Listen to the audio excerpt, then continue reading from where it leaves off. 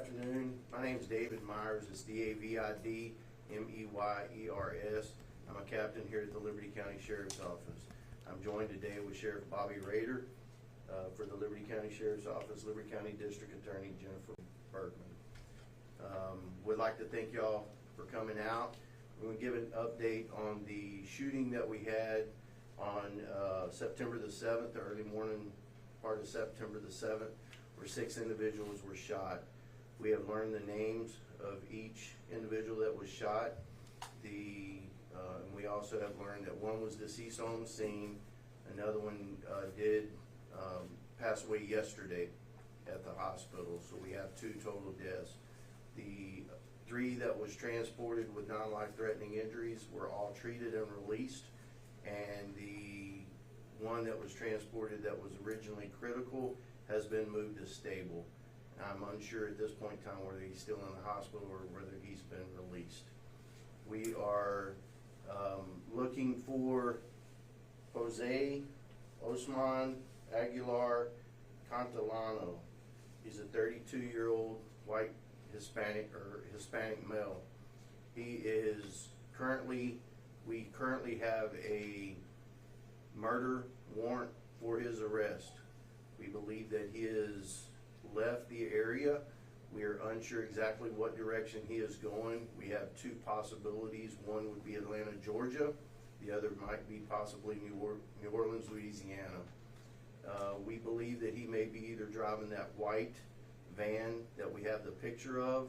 We were also given information of a possible green Toyota Corolla 4-door passenger car. We do not have license plates on either vehicle at this time. We're still working on that. During the investigation, the Liberty County Sheriff's Office was assisted in great detail with the Texas Rangers and the Liberty County District Attorney's Office. It was a team effort as we all went out and did what we did at the crime scene to collect all the things that we needed to make a case against the shooter. Our main objective and our main goal right now is to catch this man and put him behind bars. We do believe him to be dangerous. We do believe him to be armed, and we would like to see nothing more than him to get arrested.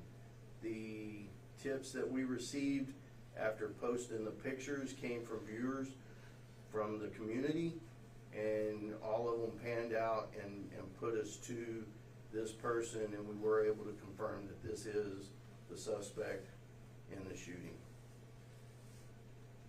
So at this time, do you have any questions that we could ask, or would you like to say anything, Sheriff?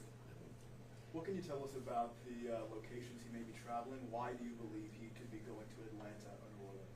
Yes, sir. So we believe that he has family in New Orleans and also in Atlanta, Georgia. We're working leads in both of those to see if we can determine anything further in reference to those. Sir, I was able to pull up some court records on the suspect. He has a long history of criminal activity. Should have any of these been more coordination between different agencies? Because we know that according to the records, he was arrested and had some issues in Harris County, some over in Galveston. Do you know anything about that? We did see the criminal history, but I have not looked into, the dispositions of each case that he had. How confident are you that you guys are going to catch Cantillano? How confident that we're going to catch him? I think with the help of viewers, I feel confident that we'll catch him. Captain, can you go over the suspect's wife arrest? When did this happen? So yesterday, which would have been September the 8th, Liberty County Sheriff's Office obtained a search warrant for the residence that the suspect resides. We went and did the search warrant there. We ended up going back later that evening when we found that there were people at the residence. Upon entering the property and speaking with the people, that's when we learned that his wife was there, and there were several other people there that we also spoke with and got all of their information. His wife was ultimately arrested for tampering with evidence and is being held right now in the Liberty County Jail. What specifically led to that tampering with evidence charge? So there's certain things in the case, as I mentioned before, that we can't really go into, that being one of them. It's just some information that we found that we feel that she was tampering with the evidence. Anything in the investigation point to a motive so far, even something as simple as like a bar fight, a disagreement? We do not have any motive at this time at all. The only thing that we know is he was not a normal, regular patron to the bar, and the staff at the bar are unfamiliar with him, other than maybe one time a few months ago where he went in and was there maybe an hour or two, and that's it. The waitresses don't know who he is, nor does the bar manager. Do you know if this man was a resident? Was he a citizen? So right now we are looking into different things. Our main goal right now is to get him off the street, and then when we get to that point, we'll turn that over to the proper channels to determine that. To kind of piggy off of his question, I did contact ICE to find out if they're going to be involved in helping you do this search. Do you know if he's a legal citizen or is he here illegally, or did you contact any other agency besides the Texas Rangers to help with this? So the Texas Rangers have helped with us, along with the district attorney's office here. I have been in contact with ICE. However, once we finish our investigation and we're able to give the names and all of that over, they will take it from there and do what they do during their investigations of the legal resident or non-legal resident. Yes, sir. And the records that we showed, it does show that he's been arrested for resisting arrest, drug charges, and assault. Has that history influenced how you're approaching this case now? So as far as his history, we're approaching the case based on the facts that we learned on the scene that night, and the hideous crime that he committed, and the numerous shots that he shot, and the people that he shot and hurt and killed. So we're looking at that and going based on the evidence that we have. All of the past history and all of that, that's further up the road for the courts to deal with. Captain, at any point that night, was there security personnel at a bar? I do not believe that they had security personnel at the bar.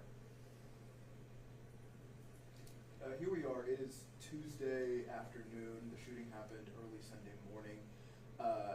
When exactly were the charges filed? Could they have come any sooner? This may be a question for Mr. Bergman. A warrant was issued yesterday for his arrest for murder, and so that was Monday. So the earliest we could have anything filed would be on Monday. So he was identified on Monday? Correct. He was positively identified. Upon us being able to positively identify him and speaking with Ms. Bergman, then we were able to move forward with a murder warrant, knowing that we had the right subject based on the evidence that we had. Yes, sir. Captain, if someone's helping hide Cantillano, what charges could that person face? If somebody's helping hide him, they can be charged with hindering our investigation, aiding and abetting, and you know, if they know that he's out there, knowing that he has a felony, then they can also be charged for fail to report the felony. Quick question for you about one of the victims. We know there's a gentleman, first name Alexis, and a gentleman, first name maybe Francisco. That's what's in the press release. But I'm talking to a family friend who says the first name of that gentleman is Fernando. Do you know if this gentleman had maybe a different name, a middle name or something? Which one are you referring to that has a different name? Last name, Navarrete. So the name we have for him that was given to us was Francisco. Okay, and that's given to you by the family? Yes.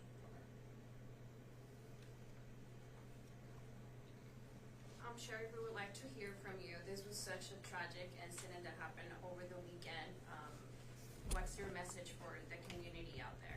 And if you can get closer to the mic, I appreciate it. Well, first of all, I'd like to thank the community. Has actually helped us a lot in making this arrest. If it hadn't been for the community, we'd still be doing a lot of investigations. So when we posted this thing, the community stepped up and helped us out with that. So none of us like to see crime, but if it happens, we're gonna do our best to apprehend the criminals that did it and make sure that we get them to the DA's office with the probable cause to do it, and that they can prosecute them and justice will be served. Captain, and last question for me at least is, I actually live in that area in Cleveland, Splendora area. Residents that I spoke to yesterday kind of feel like they're forgotten and kind of pushed to the side, and especially now with all these things happening in our community, right? To her question, you're sharing this, empathy, sympathy to the community. What other, I guess, measures are you guys taking to kind of help them feel safer? If you'll address the task, I'll call them a task force, but you'll address that, we've been up there a couple. Yes. So we have investigators along with the narcotics division, and we have developed a task force out of that.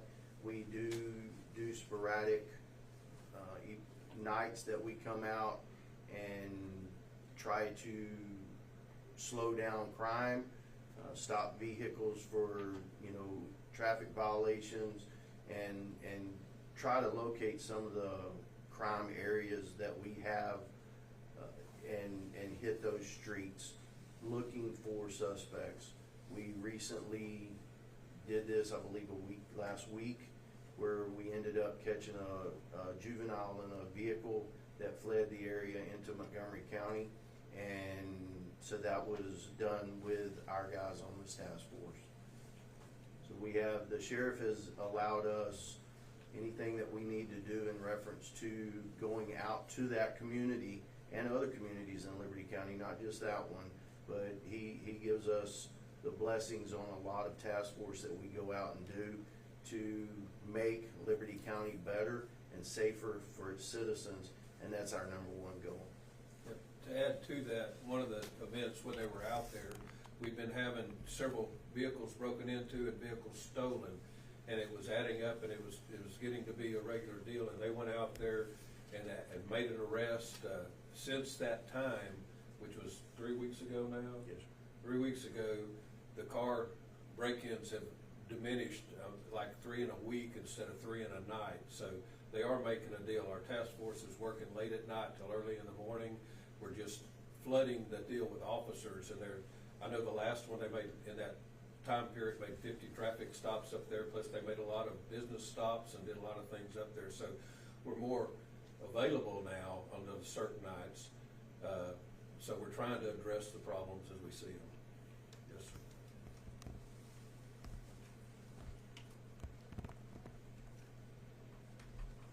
Okay, if that's it, then we'll conclude.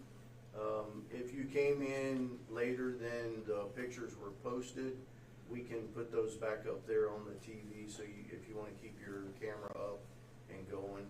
If you did not receive the email that I'd sent out yesterday, I believe there was 1 or 2 people that did not.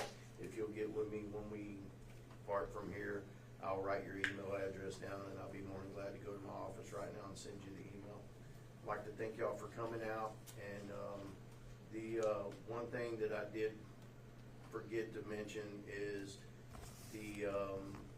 in reference to the suspect. If anybody does come across a suspect, it is in the email as well. Contact the Liberty County Sheriff's Office. However, if he's in another area, contact your local area wherever he's at, the law enforcement. Do not try to apprehend this guy on your own, and do not approach him. If you know where he's at, you want to contact Crime Stoppers, then contact Crime Stoppers. You will remain anonymous, and if your tip leads to the arrest of the individual, you could receive a cash reward. All right?